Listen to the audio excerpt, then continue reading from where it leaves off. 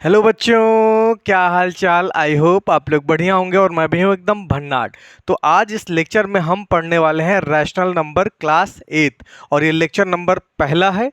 ठीक, चलिए बिना किसी देरी के करते हैं इस लेक्चर की शुरुआत। तो भाई बात ये आती है, चैप्टर का नाम ही रैशनल नंबर है, तो हमें तो बात ये समझ में आनी चाहिए कि रैशनल नंबर है क्या। ठीक है, लेकिन रैशनल नंबर समझने से पहले आपको ये बात ज़रूर पता होना चाहिए कि नेचुरल नंबर क्या है, होल नंबर क्या है और इंटीजर क्या है। अगर ये चीज़ें आपको नहीं मालूम, देखते हैं चलिए जल्दी से। अगर ये चीज़ें आपको नहीं मालूम है तो चलिए जल्दी से इनको समझ लेते हैं। ठीक है,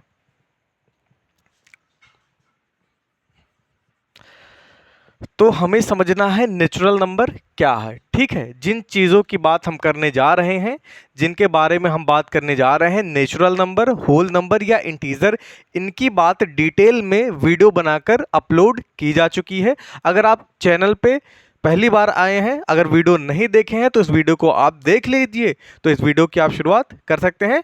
वरना कोई बात नहीं है, मैं शॉर्टकट में इस वीडियो में आपको बता दूंगा नेचुरल नंबर क्या है, होल नंबर क्या है और इंटीजर क्या है। ठीक, चलिए।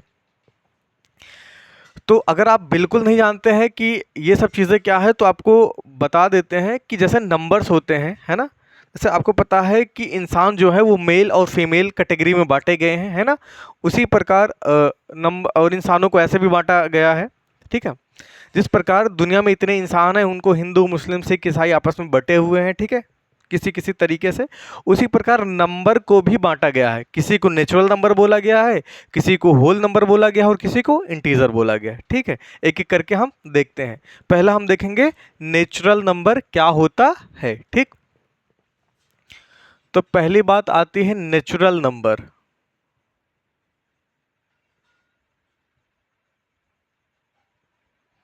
नेचुरल नंबर, ठीक है। नेचुरल नंबर बहुत आसान होता है।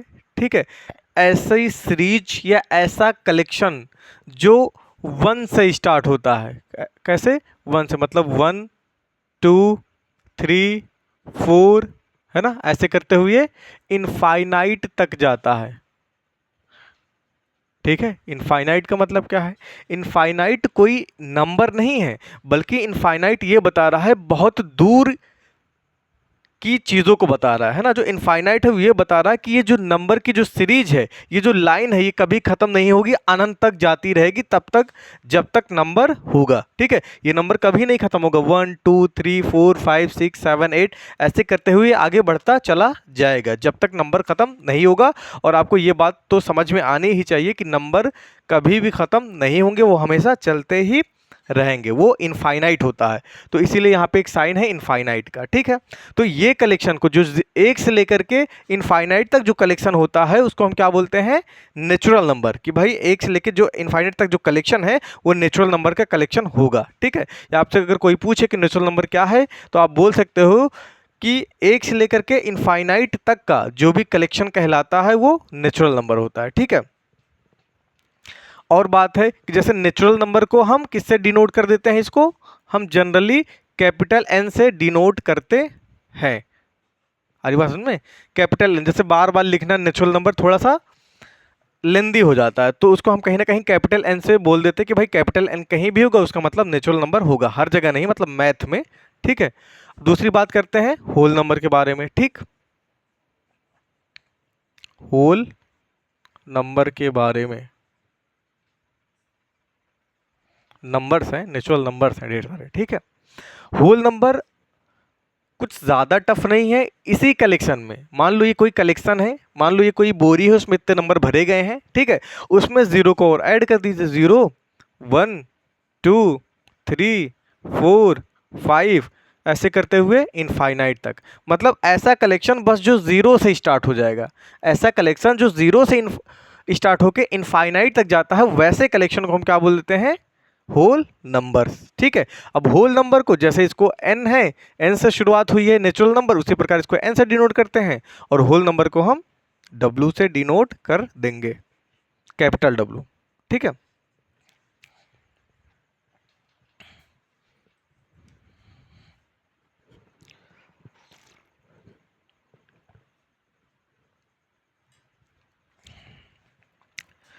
हाँ जी। अब हम बात करते हैं इंटीजर की। ठीक है, इंटीजर क्या होता है?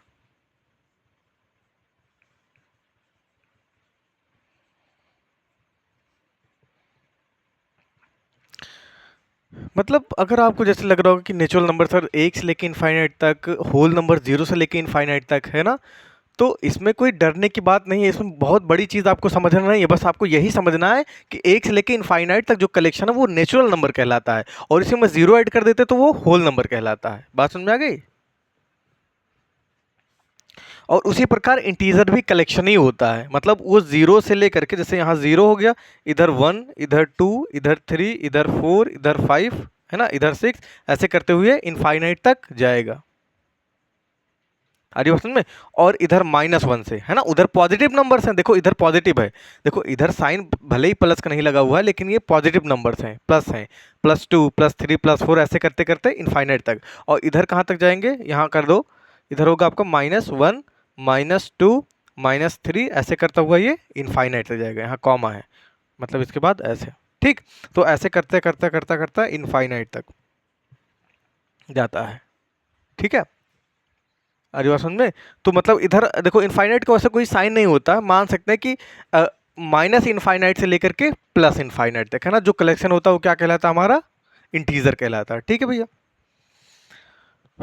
ठीक है, आई होप आपको यहाँ तक बात समझ में आ गई होगी। आगे बढ़े, है ना। हाँ, एक चीज़ और है कि जो इंटीजर होता है उसको भैया किससे डिनोट करते हैं?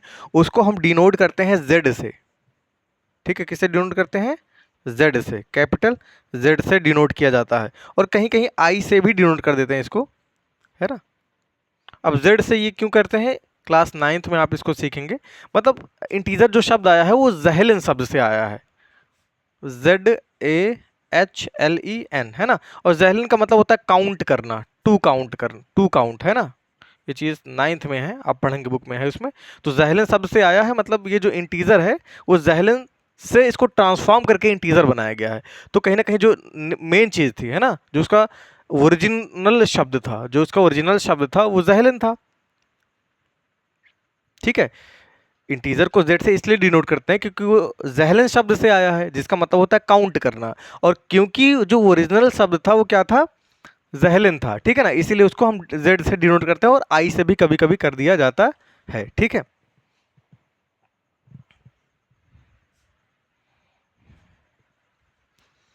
चलिए भाई, आई होप आपको ये समझ में आ गया होगा। आगे बढ़ते हैं हम।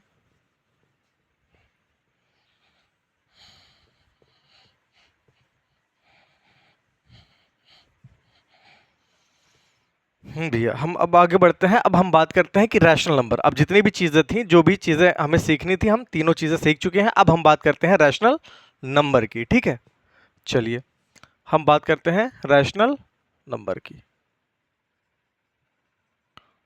रैशनल नंबर्स, तो इसकी पहले डिफिनेशन ही देख लेते हैं। जैसे इसकी डिफिनेशन लिखी जाती है, a number that can be written, a number that can be written in the form P by Q, where P and Q are integers and Q not equal to 0। ठीक है ना। तो रैशनल नंबर की definition होती है, a number that can be written in the form P by Q, in the form of P by Q, ठीक है, where P and Q are integer and Q should not be equal to 0। और एक condition और होती है, इसी में लगा लेते हैं कि P and Q are coprime, P and Q are coprime. ठीक है, मतलब ऐसे नंबर जिनको P बाई Q के फॉर्म में हम लिख सकते हैं, जहां पर जो P और Q होगा आपका वो इंटीजर होगा, Q 0 के बराबर नहीं होगा, और P Q जो होंगे वो इंटीजर नंबर से बिलोंग करेंगे। इंटीजर का कलेक्शन हमने आपको बता दिया इसीलिए। ठीक है, देखते हैं भाई, ये तो डेफिनेशन हो गई, है ना, लेकिन एक्चुअल बात क्या है कि हम कैसे बताएंगे कि कोई नंबर रैशनल नंबर है कि नहीं, है ना, कि कोई नंबर रैशनल नंबर है कि नहीं, ये हम कैसे पता लगाएंगे। ठीक, देखिए और एक चीज़ आपको बता देते हैं, जो रैशनल नंबर होता है उसको हम क्यू से डिनोट करते हैं, ठीक है। किससे डिनोट करते हैं? क्यू से डिनोट करते हैं, ये बात आप ध्यान में रखिए। अब हम बात करते हैं कि कोई चीज़ रैशनल नंबर क्यों होता है, ठीक है। तो रैशनल नंबर की डेफिनेशन यहाँ पे आप देख सकते हैं, ठीक है। A number that can be written in the form of p by Q where p and q are integer and q not equal to zero. और एक चीज़ है कि p and q are coprime, ठीक है। को prime भी हम बात आपको बताएंगे उसी टाइम। और रैशनल नंबर को हम जनरली किससे डिनोट करते हैं? उसको q से डिनोट करते हैं। अब बात आती है कि कोई नंबर रैशनल कैसे पता लगाएंगे, है ना, कि कोई नंबर मेरे पास है उसको आप कैसे बताओगे कि ये रैशनल नंबर है, ठीक। चलिए देखते हैं।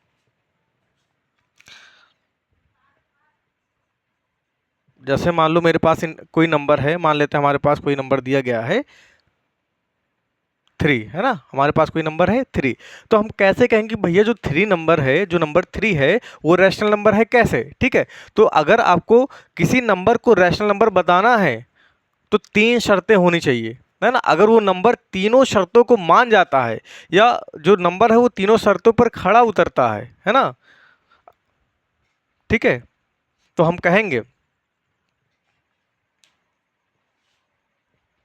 हम्म तो जैसे यहाँ पे 3 दिया गया है, ठीक है, तो हम कैसे बताएंगे कि जो नंबर 3 है वो रैशनल नंबर है, ठीक। तो 3 शर्तें हैं, अगर कोई नंबर उन तीनों शर्तों को पूरा कर देता है तो हम कहेंगे वो नंबर हमारा रैशनल नंबर होगा। कौन कौन सी शर्तें हैं देखते हैं। पहली कंडीशन, जैसे ये डेफिनेशन में दी गई है ना, ये डेफिनेशन में दी गई है, तो वही इसी को हम शर्त में कर देते हैं ना, उसी को पॉइंट वाइज कर देते हैं। जैसे पहली शर्त ये है कि जो नंबर दिया गया है वो p बाई क्यू के फॉर्म में हो, है ना। दूसरी शर्त ये है कि वो नंबर p और q क्या हो आपका, वो इंटीजर हो, ठीक है। और तीसरी शर्त ये है कि तीसरी शर्त ये है कि जो q होगा वो 0 के बराबर नहीं होगा। और चौथी बात ये है कि p एंड q आर को प्राइम,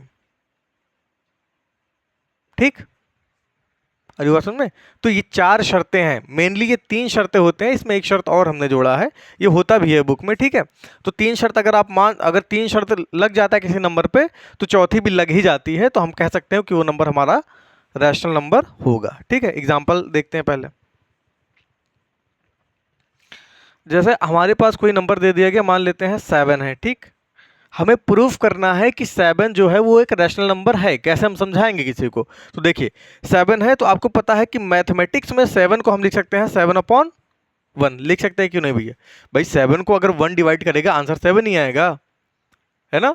तो हम 7 बराबर 7/1 लिख सकते हैं। अब देखिए अगर हम ध्यान से देखें तो ये जो 7/1 है ये कहीं ना कहीं p बाई क्यू के फॉर्म में आ चुका है ना। जैसे ये p बाई क्यू के फॉर्म में आ चुका है, ठीक। यहाँ पे p हो गया, यहाँ पे ये q हो गया।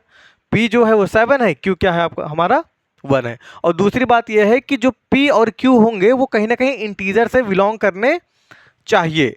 तो अगर आप ध्यान से देखेंगे यहाँ पे 7 और जो 1 है वो हमारा क्या है, इंटीजर ही तो है भैया, है ना। 0 के इधर में कहीं था 1 2 3 4 5 6 7 आया ना 7, तो इंटीजर में आ गया, मतलब 7 इंटीजर है। और 1 तो आया था 0 1, ठीक है ना। तो 7 और 1 इंटीजर हैं।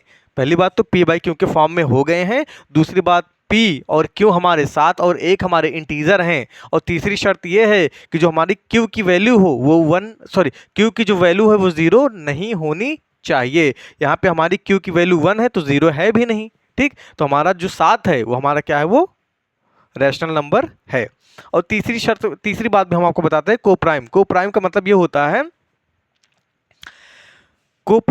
होता है, ऐसे दो नंबर जिनका कॉमन फैक्टर सिर्फ 1 होता है, 1 के अलावा कुछ नहीं होता। जैसे 2 और 5, ठीक है। जब आप इनका कॉमन फैक्टर निकालेंगे, कॉमन फैक्टर निकालना हमने वीडियो में बताया, आप उसको देख सकते हैं पीछे वीडियो में, ठीक है। यहाँ पे भी आपको बता देते हैं। जैसे हमारे पास है 2 और 5, ठीक है। तो अगर इसका आप निकालेंगे, कॉमन फैक्टर हमको निकालना, तो इसका फैक्टर क्या है, इसका फैक्टर है 2 और इसका फैक्टर है 1, इसका फैक्टर है 5 और 1। तो कॉमन क्या आ गया, कॉमन में 1 आ गया, ठीक। तो इसका मतलब ये जो पेयर है, कैसा पेयर है, को प्राइम पेयर है। जैसे मैं बात करता हूं 2 और 8 की, है ना। तो अगर हम बात करें तो इसका कौन कौन सा फैक्टर, एक तो 1 हो गया, दूसरा 2 हो गया। इसका कौन कौन सा फैक्टर है, 1 2 4 और 8, इसके इतने फैक्टर हैं। बात समझ में आ गई? 8 के कितने फैक्टर हैं? 4 फैक्टर हैं, तो एक कॉमन तो ये आ गया, ठीक, और दूसरा कॉमन ये आ गया, ठीक है। तो ये को प्राइम नंबर्स या को प्राइम पेयर नहीं है। ऐसा इसलिए क्योंकि इनका जो कॉमन फैक्टर है वो 1 भी है और 2 भी है।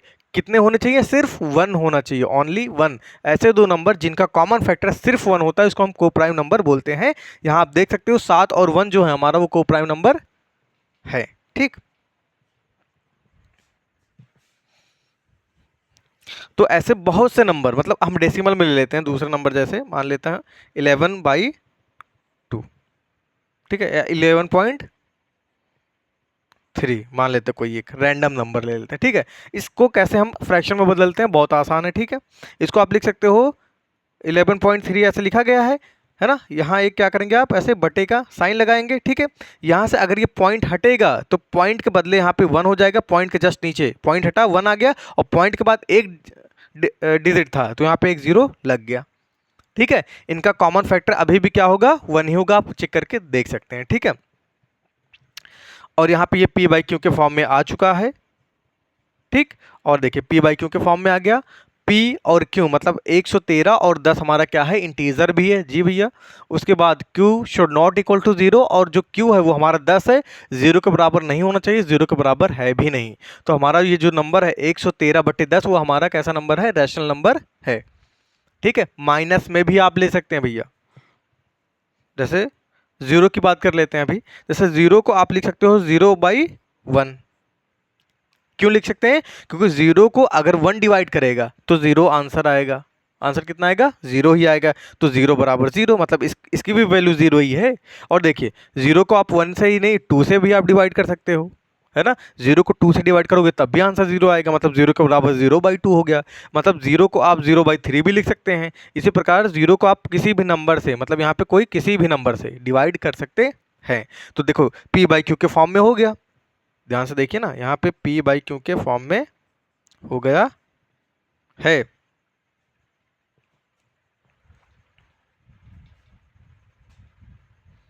ठीक है, दिख रहा है ना। देखिए p बाई क्यू के फॉर्म में हो गया है। और क्या है ये 0, जो यहाँ p जो और q है, 0 3 0 2 0 1 जितने भी नंबर हैं ये इंटीजर नंबर हैं। p और q शुड बी इंटीजर, तो ये इंटीजर भी हैं। और तीसरी बात है कि जो q होगा वो 0 के बराबर नहीं होगा। यहाँ पे देख सकते हैं q यहाँ पे 1 है, यहाँ पे 2 है, यहाँ पर 3 है, 0 के बराबर नहीं है। तो ये हमारा क्या हो जाएगा? जो 0 हो जाएगा वो हमारा रैशनल नंबर हो जाएगा, क्योंकि हमने उसको एक्सप्रेस कर दिया p बाई क्यू के फॉर्म में ना। कोई भी नंबर अगर आप उसको एक्सप्रेस कर सकते हो, लिख सकते हो, can be written in the form of p by Q, अगर p बाई क्यू के फॉर्म में लिख दिया तो वो नंबर आपका कैसा हो जाएगा? रैशनल नंबर हो जाएगा। और ये जो शर्त है, ये शर्त बहुत ज़रूरी नहीं है, ठीक है। ये शर्त बहुत ज़रूरी नहीं है। आप जैसे यहाँ पे आपके पास मान लो कोई चौथा नंबर है 2 है, ठीक है। अरे बात समझे, 2/, जैसे मान लो हमारे पास कोई नंबर है, ये तो हमने प्रूफ ही कर दिया 2/1, जितने भी जैसे 7 उसी प्रकार 2/1 हो जाएगा, है ना, कोई भी नंबर है, ठीक। अरे बात समझ में। जैसे अगर आपको कोई नंबर मिल जाता है 2/4, तो जैसे मैंने आपको बता दिया कि भैया ये दोनों को प्राइम होने चाहिए, तो बहुत ज़रूरी नहीं है कि को प्राइम होने चाहिए। बस शर्त यह है कि p बाई क्यू के फॉर्म में, ठीक है। p एंड q मतलब 2 और 4 आपके इंटीजर हैं, ठीक है, कोई दिक्कत नहीं है। और q जो है वो 0 के बराबर नहीं होना चाहिए, 4 है यहाँ पे, 0 के बराबर है भी नहीं, तो ये रैशनल नंबर है, ठीक है। तो इसमें ज़्यादा दिक्कत नहीं लेना है ना, ज़्यादा परेशान नहीं होना कि वो p और q आपके को प्राइम ही हो, ये बहुत ज़्यादा ज़रूरी नहीं है।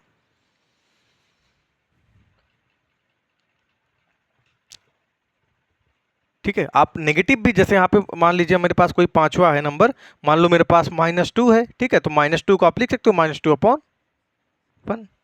भाई -2 को 1 से डिवाइड करोगे तो 2 ही आएगा, ठीक है। p बाई क्यू के फॉर्म में हो गया। -2 और 1 क्या हो गया? हमारा इंटीजर हो गया, और क्यों के बराबर है भी नहीं, 1 है क्योंकि वहाँ पे, ठीक है ना। अब एक बात आती है कि जितने भी नेचुरल नंबर होते हैं वो सब रैशनल नंबर होते हैं, जितने होल नंबर होते हैं वो सब नेचुरल नंबर, वो सब रैशनल नंबर होते हैं, जितने इंटीजर होते हैं वो भी हमारे रैशनल नंबर होते हैं। कैसे? ठीक है, क्योंकि हम सबको p बाई क्यू के फॉर्म में लिख सकते हैं। अगर आपको बात समझ में आई होगी तो आप सबके नीचे 1 कर सकते हैं, मैं आपको बताता हूँ कैसे, ठीक है।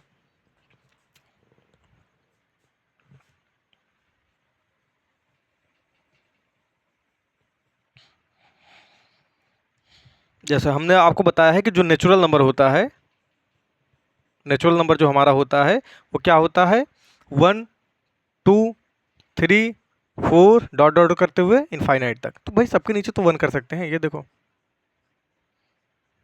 कर दिया ना भाई, सबको 1 से डिवाइड कर देंगे, क्यों, क्योंकि आंसर मेरा वही आएगा, 4 को 1 से करेंगे 4 ही आएगा।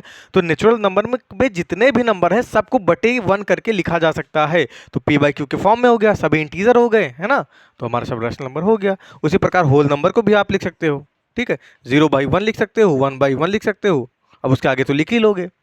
उसी प्रकार अगर आपका इंटीजर है ना, इंटीजर क्या होता है, जैसे 0 यहाँ पे 1, यहाँ पे 2, यहाँ पे 3, यहाँ पे ऐसे करते हुए इनफाइनाइट, यहाँ -1, यहाँ -2, यहाँ -3, ऐसे इनफाइनाइट तक, और ऐसे करते हुए इनफाइनाइट तक जाएगा, ठीक है। तो भाई जितने भी इंटीजर हैं, एक चीज अगर आप ध्यान से देखेंगे तो इंटीजर में, ध्यान से देखिए, इंटीजर में आपका यहां से अगर आप देखेंगे, अगर इसको हम बंद कर लें तो ये जितने नंबर हैं नेचुरल नंबर तो आएंगे उसके आगे, तो इंटीजर में आपका नेचुरल नंबर भी आता है, इंटीजर में आपका होल नंबर भी आता है ना। तो अगर सभी इंटीजर्स रैशनल नंबर हो सकते हैं तो इसका मतलब है नेचुरल नंबर भी रैशनल नंबर हो सकते हैं, होल नंबर भी आपका रैशनल नंबर हो सकता है, ठीक है। अरे बात समझ में, क्योंकि अगर रैशनल नंबर, क्योंकि इंटीजर के अंदर तीन दोनों चीजें आती है ना भाई, इंटीजर के अंदर नेचुरल नंबर भी आता है, होल नंबर भी आता है। तो अगर इंटीजर आपका रैशनल नंबर हो सकता है तो नेचुरल नंबर और होल नंबर भी हमारा रैशनल नंबर हो जाएगा, क्योंकि हम सबको किसके फॉर्म में लिख सकते हैं, पी बाई क्यू के फॉर्म में लिख सकते हैं, ठीक।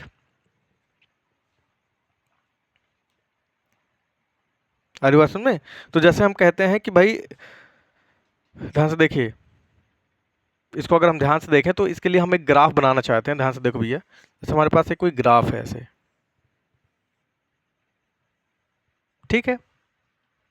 जैसे मैं कहता हूं एक रैशनल, देखो रैशनल नंबर के अंदर ये तीनों चीजें आती हैं, बात समझ में आ गई, ये सभी रैशनल नंबर हैं, ठीक। तो रैशनल नंबर के अंदर क्या क्या आएगा, आ सकता है नेचुरल नंबर भी आ सकता है, और होल नंबर भी आ जाएगा, और इंटीजर भी आ जाएगा, ठीक है।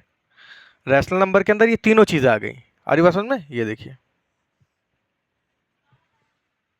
और इंटीजर के अंदर क्या आता है, ये दोनों आते हैं, है ना। और होल नंबर के अंदर कौन सा आता है, नेचुरल नंबर आता है। बात सुन में आ रही भैया। अगर यहां से हम देखेंगे तो इंटीजर के अंदर होल नंबर भी आ रहा है, नेचुरल नंबर भी आ रहा है, लेकिन होल नंबर के अंदर कौन सा आ रहा है, नेचुरल नंबर आ रहा है, ठीक है। और रैशनल नंबर के अंदर ये तीनों आ रहे हैं, ठीक है। तो ये ग्राफ जैसा आप सर्कल में भी बना सकते हैं, ट्रायंगल में भी बना सकते हैं, है ना। तो मुझसे बात यही समझ में आ रही है, हमें यहाँ से बात यही समझ में आ रही है कि रैशनल नंबर के अंदर ये तीनों चीज़ें आती हैं, चाहे वो नेचुरल नंबर हो, चाहे वो आपका होल नंबर हो, चाहे वो आपका रैशनल नंबर, सॉरी, चाहे वो आपका इंटीजर हो, ये तीनों चीज़ें आपकी रैशनल नंबर होती हैं, ठीक है। तो अगर आपसे कोई पूछे कि all natural numbers are rational number, तो आप कहोगे yes. All whole numbers are natural number, yes. All integers are rational number, तो बात यस होगी, ठीक है। ऐसे क्वेश्चन आपसे घुमा घुमा के पूछे जा सकते हैं, जैसे क्या सभी नेचुरल नंबर इंटीजर होते हैं, बिल्कुल होते हैं। क्या सभी इंटीजर रैशनल नंबर होते हैं, हाँ बिल्कुल होते हैं। क्या सभी इंटीजर नेचुरल नंबर होते हैं, नहीं होते हैं, ठीक है। तो ये जो बात हमने बोला है इसको आप थोड़ा समझिएगा, ठीक भैया।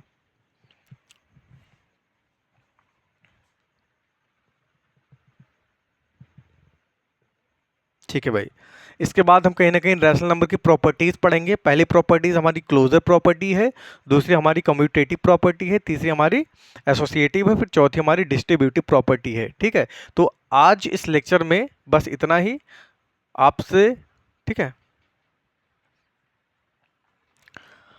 तो अभी तक इस लेक्चर में बस इतना ही, आगे मिलेंगे आपसे एक नेक्स्ट वीडियो में, तब तक के लिए जय हिंद, जय भारत, वंदे मातरम, ठीक है।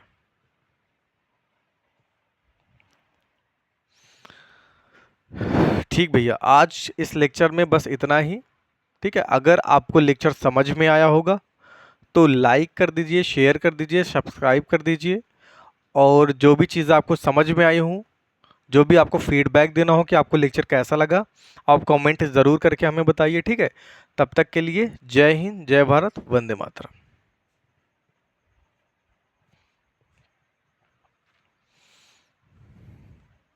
ठीक भैया, आई होप आपको ये लेक्चर समझ में आया होगा।